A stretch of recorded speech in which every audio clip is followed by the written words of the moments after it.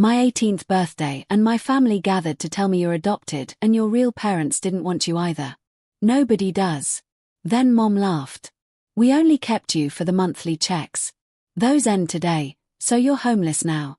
I said, you'll regret this. My sister added, what are you going to do? Cry? So I smiled and left. That was 5 years ago. I've been preparing for years. This morning now they're imploding, begging, writing, and calling non-stop. Justin, son, please. So, I don't really post on here, but I've been reading a lot of these storytime things lately, and honestly, I never thought I'd have something to share. That was this nuts. I'm not even sure if this is the right place, but whatever. I just need to get this out. I'm not looking for advice or sympathy. Just I don't know, maybe someone will get it. If you think I'm making this up, I get it. I wouldn't believe it either if it didn't happen to me. Anyway, I'm Justin. I'm 23 now, but this all started on my 18th birthday. I guess I should start with the week before because that's when things started to feel off. Like my mom Kristen kept making these weird comments about how things are going to change soon. And you'll see what real life is like. She's always been kind of sharp, but this was different. My dad, Ricardo, was barely around, just sitting in the living room, scrolling on his phone, not even pretending to care. My sister Ruby, she's a year younger than me, not actually related, but I'll get to that, was acting like she'd just won the lottery, walking around with this smug look, whispering with Mom, and then looking at me like I was a bug on the wall. I thought maybe they were planning some surprise or something, but not in a good way. Like, I wasn't expecting a party, but I figured maybe they'd at least do cake or whatever. I'd been saving up for months, working random gigs. And I had this plan to move out after graduation anyway, but I didn't think it would be like this. So, my birthday comes and it's just the 4 of us. No friends, no family, not even a text from my aunt. She always forgets, so whatever. Mom makes this dry chicken and microwaved veggies, sets the table, and we all sit down. Nobody says happy birthday. Ruby's on her phone. Dad's just eating like he's not even there. I try to make small talk, but it's like talking to a wall. After dinner, Mom says we need to talk. She's got this look like she's about to tell me I failed a test or something. She tells Ruby to put her phone down and Dad finally looks up. I'm just sitting there waiting for the other shoe to drop. Then she just says it. You're adopted. Your real parents didn't want you. Nobody does. She says it like she's reading the weather. I just stare at her because I honestly thought she was joking. I mean, I always kind of felt like the odd one out, but I never thought they'd just say it like that. Then she laughs. Not a nice laugh. More like she's been waiting to say this for years. She says they only kept me for the monthly checks and those end today. So, I'm basically homeless now. She says it's time for me to figure it out and be a man. Ruby starts giggling and Dad just shrugs like he's got nothing to add. I ask if they're serious and Mom just rolls her eyes. She says I should have seen it coming, that I was always too much work and never really fit in. Ruby chimes in, says, what are you going to do? Cry? She's got this look like she's daring me to say something. I just sit there for a second trying to process it. I'm not even mad at first, just numb, I guess. Then it hits me. All the times they made me do stuff for them. All the times I got blamed for things Ruby did. All the times I got left out of family stuff. It all makes sense. I ask why now? Why like this? And Mom just says it's business, not personal. She says I should be grateful they kept me this long. Dad finally speaks up. Says I should pack my stuff and not make a scene. I stand up and my chair scrapes the floor. I tell them they'll regret this. I don't even know why I said it. It just came out. Ruby laughs, says I'm being dramatic. I look at her and she just smirks. I grab my phone and my keys and Mom tells me not to take anything that isn't mine. I ask what that even means and she says everything in the house belongs to them, not me. I tell her, fine, I don't want any of it. I go to my room and Ruby follows me, standing in the doorway like she's guarding it. She says I should hurry up because Mom wants to clean out my room for her craft stuff. I tell her to move and she just stands there, arms crossed. I push past her and she shoves me back, but I don't care. I grab my backpack, shove in some clothes, my charger, my old laptop, and that's it. I don't even bother with the rest. As I'm leaving, Mom is standing at the bottom of the stairs, arms crossed. She says I have 10 minutes to get out or she's calling someone. I tell her I'm gone, and she just watches me walk out. Dad doesn't even look up from his phone. Ruby slams the door behind me. I get in my car. It's a piece of junk, but it runs. And just sit there for a minute. I check my phone. No messages, nothing. I start the car and drive off, not really sure where I'm going. I end up at this park I used to go to when I was a kid. Just sit there and try to figure out what the hell just happened.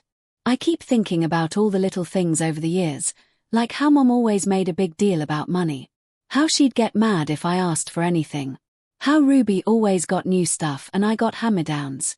How Dad never really talked to me unless he needed something fixed or moved. I always thought it was just normal family stuff, but now it's like I was just a paycheck to them. I text a couple friends, but it's late and nobody answers. I scroll through my phone looking for somewhere to crash, but I don't want to explain what happened. I end up just sleeping in my car, hoodie pulled over my head, trying not to think about it.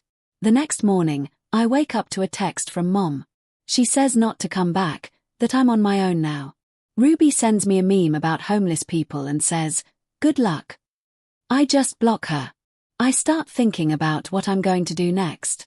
I've got some cash saved, not a lot, but enough to get by for a bit. I've got my documents, my phone, my car. I'm not totally screwed, but I'm pissed. I decide right then I'm not going to let them get away with this. I don't know how yet, but I'm not just going to disappear. They think they can just throw me out and move on. Nah, I've been paying attention for years. And I know more about them than they think. I start making a list in my head of all the stuff I know, all the things they've done, all the ways I can make their lives hell. I'm not proud of it, but I'm not going to be the victim here. They want to play games. Fine.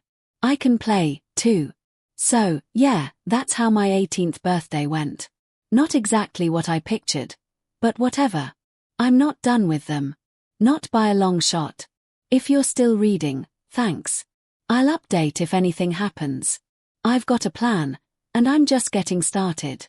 Update 1 continues in the same voiceover style.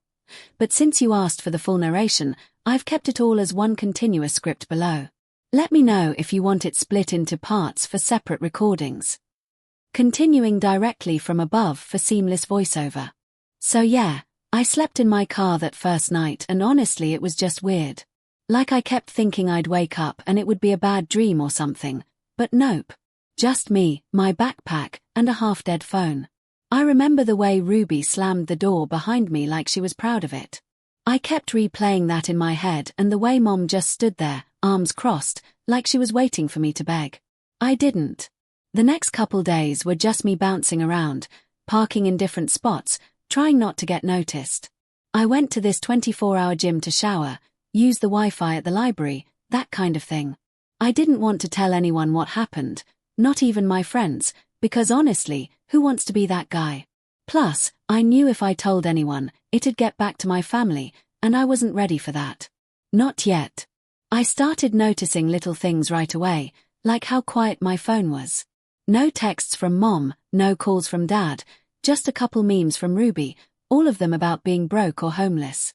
She even sent me a screenshot of her new room setup, bragging about how much space she had now. I blocked her after that. I guess I always knew she hated me, but it was still weird seeing it out in the open.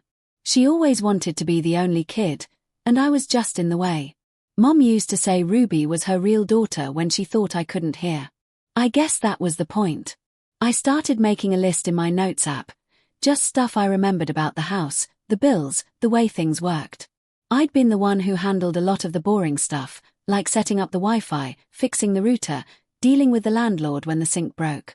Mom always said I was good for something when she needed me to do stuff. But now I realized it was just because she didn't want to deal with it herself. Dad never bothered with any of it. He just sat in the living room scrolling through his phone, pretending not to hear when things broke. I had a little cash saved, not a ton, but enough to get by for a bit. I started looking for cheap places to crash, but everything was either too expensive or too sketchy. I ended up sleeping in my car for a while, just moving around so nobody would notice. I kept thinking about what Mom said about how they only kept me for the checks. I started wondering what they were going to do now that the money was gone. I knew they weren't exactly rolling in it, and Mom was always complaining about bills. One day, I went back to the house just to see if they'd changed the locks. I parked down the street and watched for a bit. Ruby was outside talking to some friends, showing off her new room. I could hear her laughing from the sidewalk. I didn't go up, just watched for a while, then left. I started thinking about all the stuff I knew about them, all the things they'd done that nobody else knew. I wasn't sure what I was going to do yet, but I knew I wasn't just going to disappear. I started reaching out to some people, not friends, but like my Aunt Laurie. She's my mom's sister, and we never really got along. But she always acted like she cared about me more than Mom did. I texted her, just said I needed a place to crash for a night. She called me right away asking what happened. I told her the basics, just that Mom kicked me out, and she got real quiet. She said she'd talk to Mom, but I told her not to bother. I just needed a place to sleep. She let me stay for a night, but it was awkward. Her husband kept asking questions like, what did I do to get kicked out? Was I on drugs? That kind of thing. I just said it was family stuff. I left the next morning. After that, I started thinking more about what I could do. I knew Mom and Dad were behind on the rent because I'd seen the letters from the landlord. I knew they were late on the electric bill because I was the one who always called to get extensions. I knew Ruby was using my old laptop for school and she had no idea how to fix it if it broke.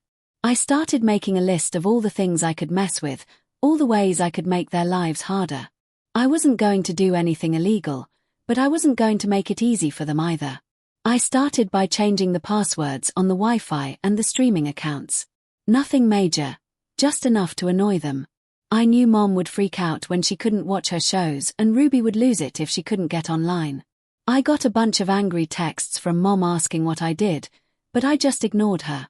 She threatened to call the cops, but I knew she wouldn't. She never wanted anyone to know what was really going on in the house. I started getting messages from the landlord asking if I knew where Mom was. I told him I didn't live there anymore, and he just sighed. He said he was going to start eviction proceedings if they didn't pay up. I knew Mom would blame me for that, but I didn't care. She always said I was the reason they had money problems, but now she'd have to figure it out on her own. I started talking to some of the neighbors, just casual stuff. They always liked me more than Ruby because I used to help them with their Wi-Fi or fix their bikes. I didn't tell them what happened, but I could tell they knew something was up. One of them, this old guy named Frank, asked if everything was okay at home. I just said I moved out and he nodded like he understood. He said if I needed anything to let him know. I didn't take him up on it, but it was nice to hear. I started getting more texts from Mom, all of them angry at first, then more desperate. She said I was being selfish, that I was tearing the family apart. She said Ruby was struggling in school without my help, and Dad was stressed out. I just ignored her. I knew she was only reaching out because she needed something, not because she cared. One night, I got a call from Dad. He never called, so I almost didn't answer. He just said they needed me to come home and fix the Wi-Fi, that Ruby was failing her classes and Mom was losing it. I told him I wasn't coming back and he just hung up. No goodbye, nothing. I started thinking about all the times they made me feel like I didn't belong. All the times they blamed me for stuff that wasn't my fault. I wasn't going to let them off the hook. I started looking for more ways to make things harder for them without crossing any lines. I knew Mom was hiding money from Dad because I'd seen her stash cash in the kitchen. I knew Ruby was using my old accounts for school, so I changed the passwords. I knew Dad was behind on his car payments because he used to make me call the bank for him. I started getting messages from Ruby, all of them angry. She said I was ruining her life, that I was being petty. She said Mom was crying all the time and Dad was yelling at everyone. I just blocked her. I didn't care anymore. I started feeling more confident, like I was finally in control. I wasn't just some kid they could push around anymore. I started making plans, real plans for how I was going to get back at them. I wasn't going to do anything stupid, but I wasn't going to let them win either. The last straw was when Mom showed up at my aunt's house, banging on the door, demanding to see me. She said I was stealing from them, that I was ruining their lives. My aunt told her to leave, and Mom slapped her. My aunt slammed the door in her face. After that, I knew I was done with them for good. I started looking for a place to stay, something cheap, but not terrible. I found a room in a house with a couple other guys. Nothing fancy, but it was better than my car. I started working more, saving up, making plans. I knew it was going to take time, but I was patient. I started keeping track of everything. Every message, every call, every time they tried to mess with me. I wasn't going to let them forget what they did. I started telling people the truth, not the whole story, but enough that they knew Mom and Dad weren't the saints they pretended to be. I could tell things were getting worse at home. Mom started posting on Facebook about how hard things were, how ungrateful kids could be. Ruby started posting sad stories about being abandoned by her brother. I just laughed. They wanted sympathy, but they weren't going to get it from me. I started thinking about all the ways I could make things harder for them. All the things I could do without breaking the law. I wasn't done yet. Not even close. So, yeah, that's where things stand now. I'm out. I'm on my own and I'm not looking back, but I'm not done with them. Not by a long shot. Next part's where things really start to get interesting. Update 2. So, I guess this is the part where things actually start to get interesting, or at least more real. I'm not going to pretend I had some master plan from day one. But I wasn't just sitting around waiting for karma either. I was mad and I wanted them to feel it. I wanted them to know what it's like to be powerless. To have everything you count on just not work anymore. And I wanted them to know it was me. It started with little stuff, like I said before, but after a while, I realized that wasn't enough. Changing passwords and ignoring texts is just noise. They could live with that. I wanted them to feel it in their wallets and in their day-to-day. The way they made me feel like a burden for years. I wanted them to have to explain themselves to people who actually mattered to them, not just randoms online. The first weird thing that happened was when I got a call from the landlord again, but this time he sounded pissed. He said he'd been trying to get a hold of my mom for weeks and she was dodging him. He asked if I knew where she was and I just said I didn't live there anymore. He started ranting about how the rent was months behind and how he was sick of the excuses. I could hear him shuffling papers like he was looking for something to threaten me with, but I just let him talk.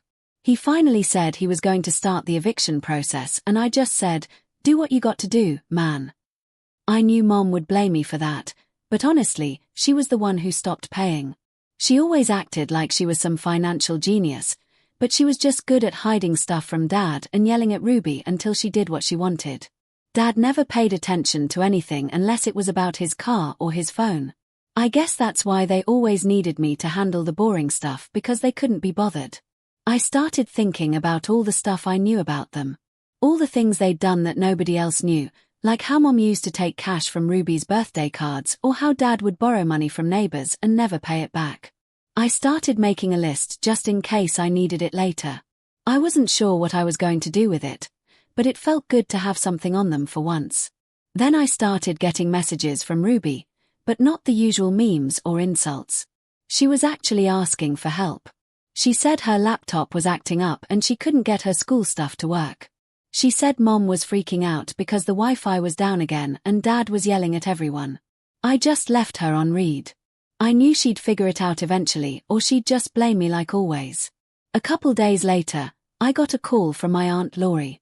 She said Mom had called her crying saying I'd ruined everything and that the family was falling apart.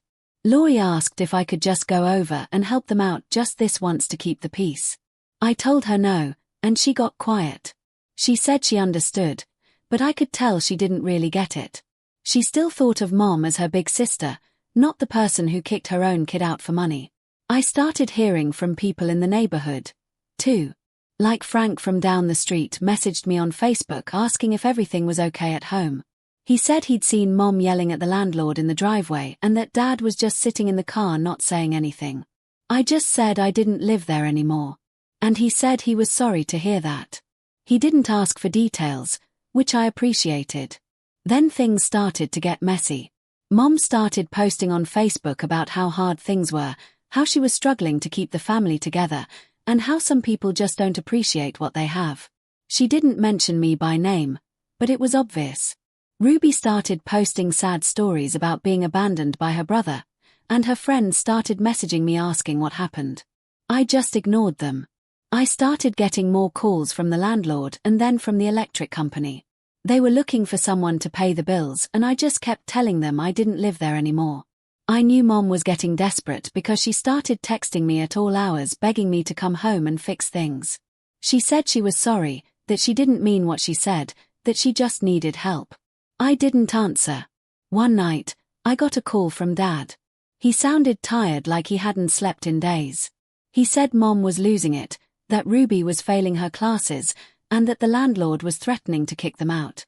He said he needed me to come home and help just for a little while. I told him no, and he just hung up. Then Ruby showed up at my place. I was living in this shared house with a couple of other guys. Nothing fancy, but it was mine. She just showed up one night, banging on the door, yelling at me to come out. One of my roommates answered and told her to leave, but she just kept yelling.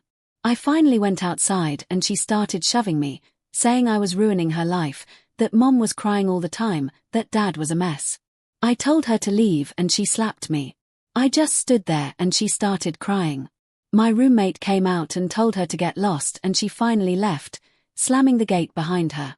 After that, I started getting messages from Mom's friends, people I barely knew, saying I needed to be a man and take care of my family. I just blocked them. I wasn't going to let them guilt me into fixing their mess.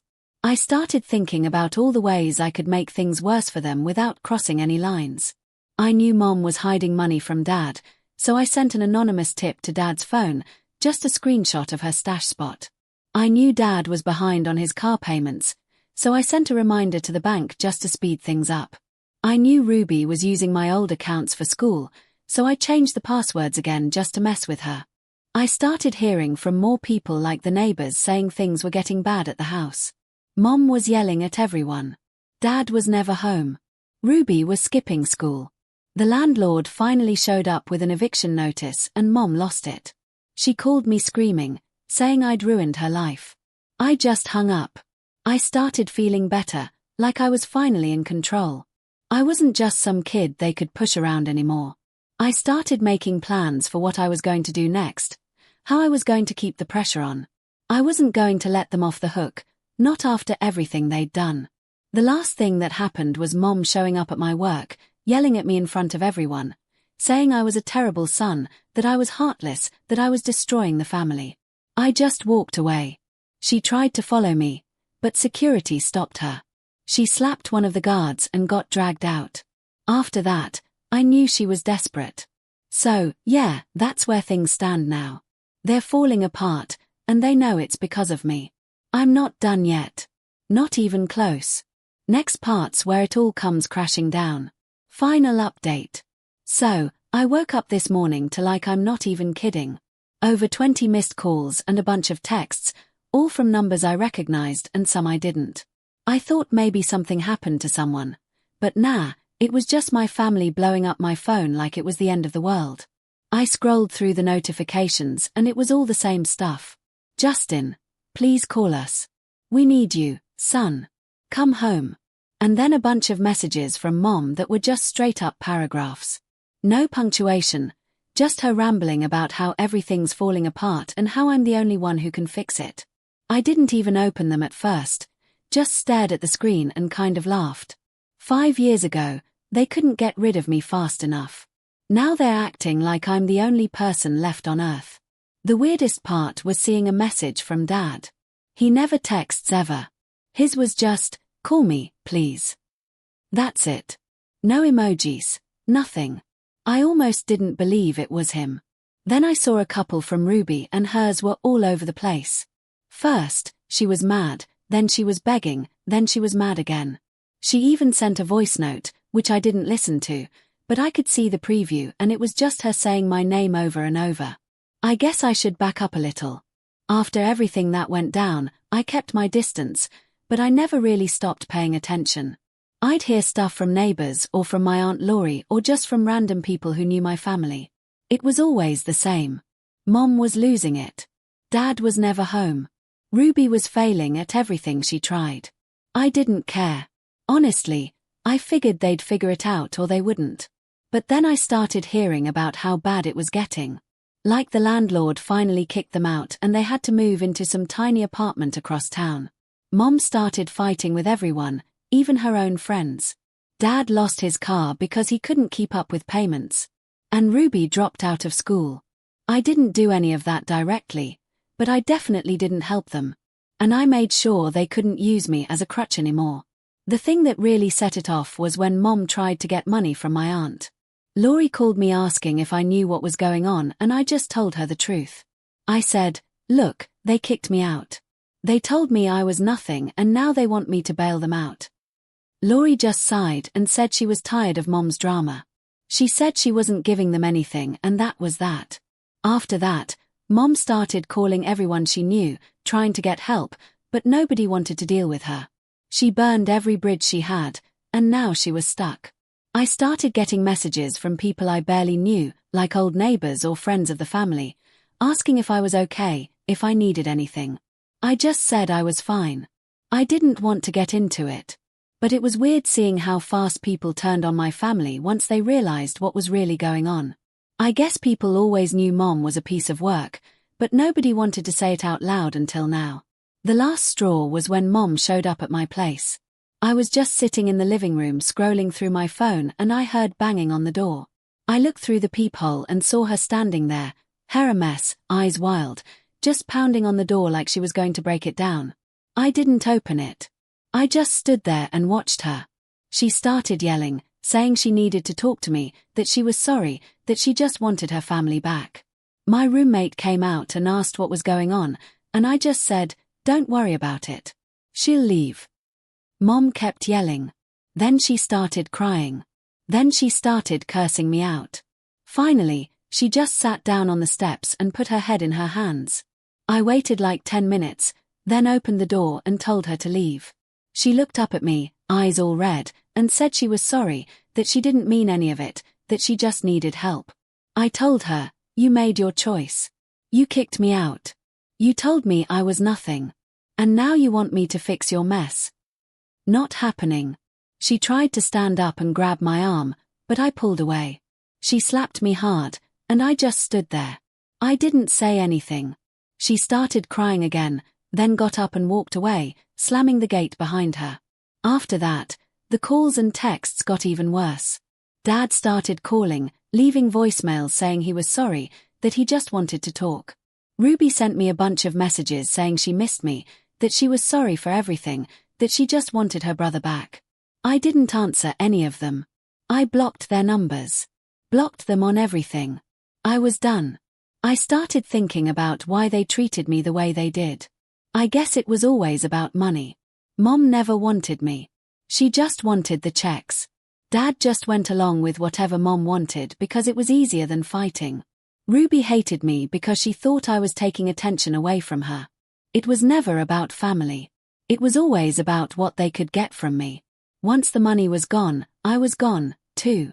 I know some people are going to say I should forgive them or that I should try to fix things, but I don't see the point. They made their choice.